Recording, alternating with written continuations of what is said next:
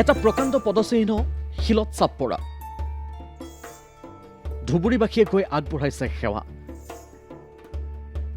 ৩০ বছৰৰ পাছতে দেখা গৈছে অনুৰূপ পৰিঘটনা কোনোৱে কয় অন্ধবিশ্বাস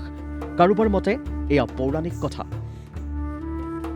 ধুবুৰীৰ ব্ৰহ্মপুত্ৰ নৈৰ গাতে লাগি থকা ঐতিহাসিক এয়া নেতাই ধুবুনী ঘাটৰ প্ৰকাণ্ড শিল য'ত পৰিছে ভৰিৰ ছাপ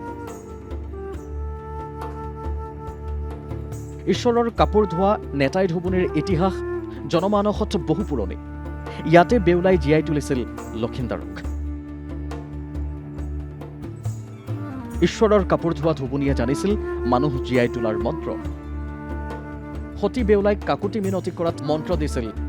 সেই মন্ত্ৰৰে জীয়াই তোলা হৈছিল লক্ষিন্দাৰকো নেতাই ধুবুনীৰ সেই প্ৰখ্যাত কাহিনীৰ পৰাই ধুবুৰীৰ নামো অহা বুলি প্ৰচলিত হৈ আহিছে যেতিয়া পানী শুকাই গৈছিল 96ত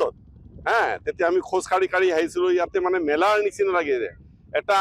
মানে সৰু মন্দিৰৰ নিচিনা হৈছিল তাত এটা পুৰোহিতকো বহাই দিয়া হৈছিল পুৰণি গোৱালপাৰীয়া সংস্কৃতিৰ লগত জড়িত পদ্ম পুৰাণত আছে বিহুলাল লক্ষিন্দৰে যেটো গল্প আমি দেখিছোঁ ইয়াৰ ওপৰত চিনেমাও হৈছে আৰু আজি খুবেই আনন্দিত হৈছোঁ আকৌ মানে পানী শুকাই গ'ল ৰাতিপুৱা খোজ কাঢ়িবলৈ আহিছিলোঁ তেতিয়া গম পালোঁ যে ওলাইছে এই ভৰিটো ওলাইছে তাৰপৰে নাওয়াৰাক দেখিলোঁ দেখি নাওয়াৰাক ৰিকুয়েস্ট কৰিলোঁ সি মানে তাৰ ৰজাৰ সময় তাৰ মাজতো আমাক মোৰ পুৰা ফেমিলিক লৈ আহিছে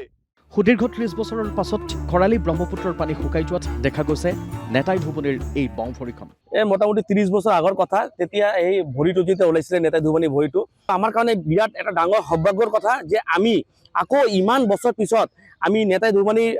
ভৰিটো চাব পাৰিছোঁ আৰু ভৰিটো ইমান ডাঙৰ ভৰি নেতাই ধুবুনীৰ ভৰি চাবলৈ ভিৰ কৰিছেহি অজস্ৰ দল ধুবুৰীৰ পৰা আছেকুৰ ৰহমানৰ ৰিপৰ্ট ডিডি নিউজ অসম